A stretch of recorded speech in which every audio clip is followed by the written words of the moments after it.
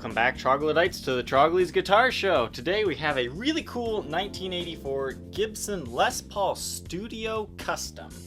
Now, I've had a few of these on my channel before. I think it was about a month ago I had a modified Studio Custom, but here's kind of a more traditional stock looking one. It's got a few replaced parts that we'll go over here, but first we're going to discuss, Les Paul Custom versus a Studio Custom. Which one should you buy? What are the differences here? Now, this is a Les Paul Studio. They were introduced around 1983 and still produced today. I would say the earlier studios are definitely a little bit more quality feeling than some of the newer ones, but no hate on any studios of any kind. Most of them are really good players for an affordable price point. They're just not as flashy. So when Gibson first introduced the studios, they had kind of three different levels to them: the regular studio, the studio standard, and the studio custom. Basically, they're all the same electronically, woods, and all of that, except for studio standards had single ply binding, whereas the studio customs will have the custom binding, which I believe is 7 ply, and it's only around the front, no matter what one you had. So versus a regular Les Paul Custom, what are you missing here? You've got a rosewood board instead of ebony. You have dot inlays. You don't have the headstock logo in mother of pearl or the custom emblem on it. And the back of the guitar here does not have the binding either. So it's kind of just a fancy studio. I don't suggest paying as much for one of these as you could get a custom for, but I would say these are definitely a good value for kind of a fancier guitar that's, around $1,500 or so. Something else that you get on these is neck binding. That's kind of what makes them more fancy. So they do feel and play very similar to any other Les Paul Custom. If you've watched that old video, it is possible to put block inlays in here. You'll have to do a little bit of fancy woodworking for the 12th frets, because if you put a regular custom emblem block here, it won't cover both of those dots, so sometimes you'll have to do a larger inlay there.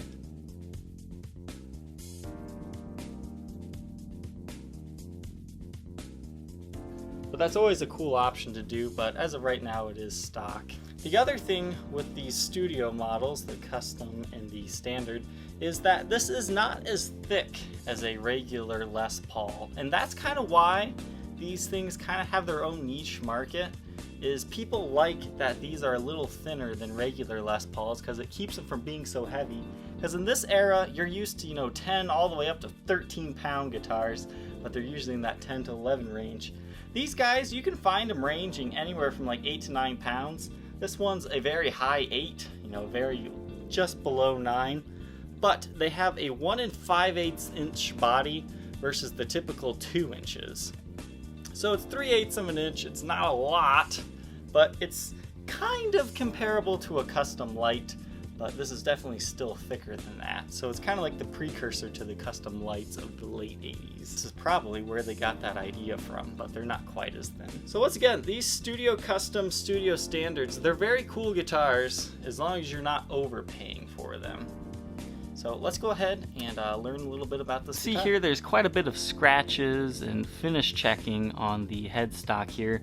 For whatever reason, these Studio Customs and Standards are highly prone to this vertical checking. I don't know why, but pretty much every example I've had has had that. But you've got lots of scratches from use. I'm unsure of the originality of these tuners because they make modern tuners that look very similar to this. The tuners, when you're turning them, sometimes they can completely slip, and as you're turning, it stops turning and it moves forward really quick, and then it starts going again.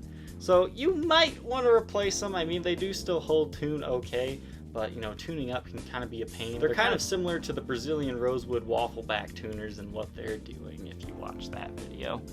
But overall, the headstock is, it's in good shape. There's definitely a lot of vertical finish checking, as you can see there, which is kind of cool and makes it look vintage.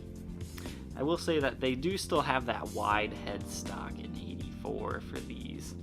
Truss rod works the way it should. The frets do show some light wear. I'll show you a few pictures here.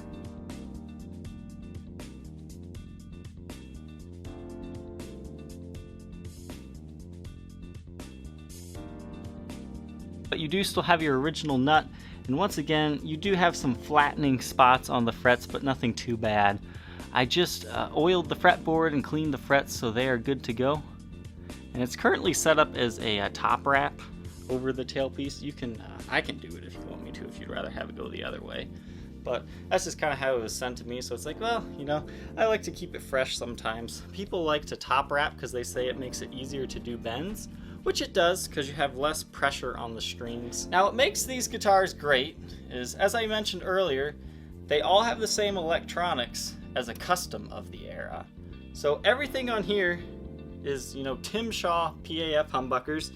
You can see you've got the stickers still on this one, and the Tim Shaws are still present in there. You have original bridge and tailpiece, so those are good. Schaller made. Now this came to me with some like golden bell knobs. I can see why somebody put them on because it kind of matches with the binding, but I went ahead and put some black speed knobs. If you'd rather have the golden bell knobs instead of these, I'd gladly switch it back. Pickguard has been replaced. This pickguard, I think I pulled it off of some custom a year or two ago because it just didn't quite look right. It's only, it looks like 3 ply. It's like half a black on the back and then 1 white and black. So it's not your typical 5 ply pickguard, but it still, you know, maintains that prestigious look, which is what these are all about. Now this is definitely a well-played guitar. It's got lots of scratches here once we get in the light. I mean, it's part of owning a black guitar, you get all these polishing scratches. You can see some dings here. They're definitely into the finish. They might bug you, but you know, that's right where you're playing the guitar, so it's very likely that even more of those will form over the years of playing. But lots of polishing scratches, nicks and dings. I mean, it is a well-played guitar. It's definitely not one for the collector by any means, but definitely a really nice, clean playing example. Like, it's not so trash that you're like, it's a little too worn for me, but it's not to the point where it's too clean to play either. It's kind of that perfect in between. You got a little bit of top carve on it, but not a lot. And I do want to point out there is some vertical finish checking on the front here. I didn't know if that showed up well enough or not, especially kind of by the controls and right here. Try to get it in this lighting here. So it definitely is there. It's not like any cracking or separating of the top. As I said before, for whatever reason, these are really prone to finish checking.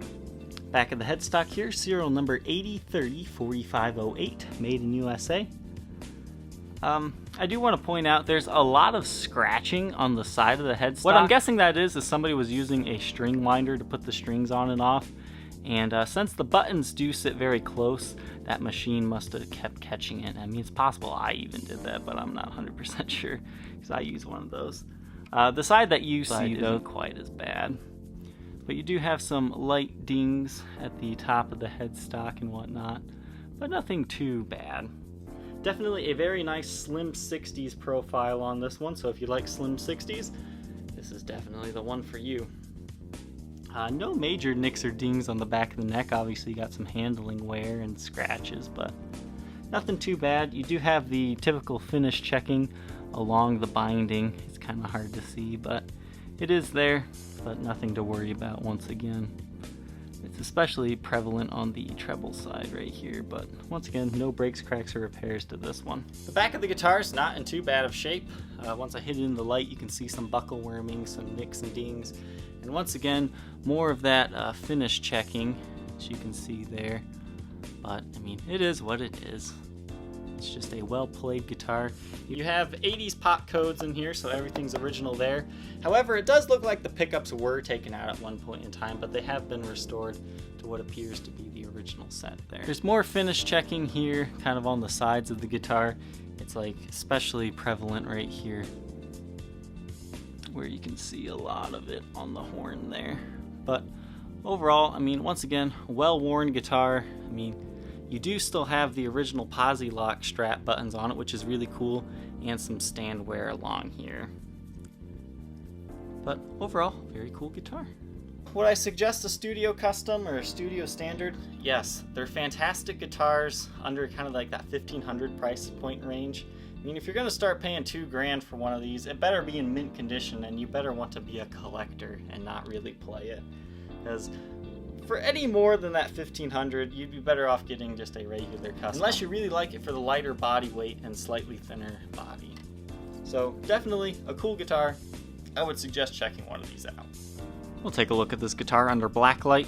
Here you can see that finish checking I was talking about a lot more clearly. The vertical finish checking pretty much covers the entire guitar. You've got some light clear coat wear around the tuning bushings as well. You can also see there's some wear along the side. That's probably where, where you hold it with your hand, or a stand did that, something like that. It's not a break, crack, or repair, as you'll see on the back though. Everything's good on the fretboard. And now we can take a look at the body. You can kind of see those nicks and dings. They kind of appear as like little white smudges there. And you can also see, that looks like somebody's ring or their pick was digging into the finish there. It's kind of cool. And there again is that vertical finish checking I'm talking about. You'll see that all over this guitar, as well as some light nicks and dings. I mean, again, it's not a collector's grade edition, and it's not necessarily trashed. It has a few non-original parts to it, but what is important is the pickups and the pots. All that's there, so that's all that truly matters. Back of the headstock, once again, you kind of got some wear on the corners here. The vertical finish checking all over the back, and again the wear on the corner there, but no breaks, cracks, or repairs. Again, vertical finish checking pretty much all over this guitar, runs down the whole neck. No breaks, cracks, or repairs though. Some light indentations on the neck, and it looks like there's a little bit of stand rash there. I don't think that's visible in normal lighting, but you can see it underneath the black light. Back of the guitar here, just some light wear and tear as we were talking about earlier. More checking to the finish. It looks like maybe there are some stickers on this guitar or something. It looks like it says CE, like it's shadow. You don't see that under normal lighting though. But just some light wear and tear overall. Sides of the guitar, once again, lots of finish checking here. I don't know what it is about these studios that makes them check like this. I know usually vertical finish checking means that there's like some high humidity, and then it goes to like some low humidity areas. It looks like right here, like a strap had been on it for a while. It's just discolored finish. It's not necessarily a touch-up there. Kind of interesting to see. Must have sat on a stand for a really long time with a strap right there. Which would make sense since it does have some stand burning on the bottom. Here's that stand burning I was talking about on the bottom. And more finish checking. This Studio Custom weighs 8 pounds, 13.9 ounces. The Studio Custom does come in a Gibson hardshell case. This probably isn't the original case. It's a little bit more of an earlier version of the case. I usually associate these purple lined Gibson cases kind of as like the early mid 70s. But it's also possible this could have just been old stock at the store at the time. But I don't believe it's the original case to this guitar. But you can see you've got kind of a name written on here. It looks like in like a black Sharpie or something, or there was stickers on here and it's just kind of faded differently. But it looks like it says John R. Brillin Jr. So if that's your name, great. If not, you just kind of have to live with it or spray paint over it or something. But lots of nicks and dings, scratches in the Tolex, some missing Tolex, but overall it's in good shape. You do have some case labels on it. I started to take this off, but then I could see under here it's the kind that leaves that really sticky residue. So I was like, well, I'll leave that for the next buyer to decide if they want a label on the case or not. We got 1, 2, 3, 4 functioning latches. There aren't any back latches on this one, but beautiful purple interior. I think this case interior looks great with just about anything. I know natural colored Les Pauls really pop in this purple, as do the black colors.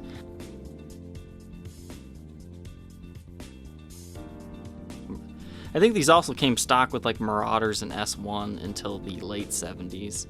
So it could have been old stock, but it's most likely been replaced at some point in time. You can see there's kind of a lot of wear and tear here to the padding, and the pull ribbon's pretty frayed, but you can still open it. As far as cases go, it's not a perfect fit. You can see there's a little bit of side-to-side motion, but up and down is pretty inexcusable. Kind of similar to like the Artist Series case. Something else is when I strum it, you can hear that the tuner's actually vibrating against the case. That means it's touching down a little bit too far. What I'll do is I'll pack you some extra bubble wrap to keep it up. But, I mean, it is a Gibson case. If you'd rather have like a modern one, I'm sure I could help you switch those out or something. The cleans will be running through a Gibson Super Gold Tone GA30RV. The dirty tones come from a Marshall JMP 1C.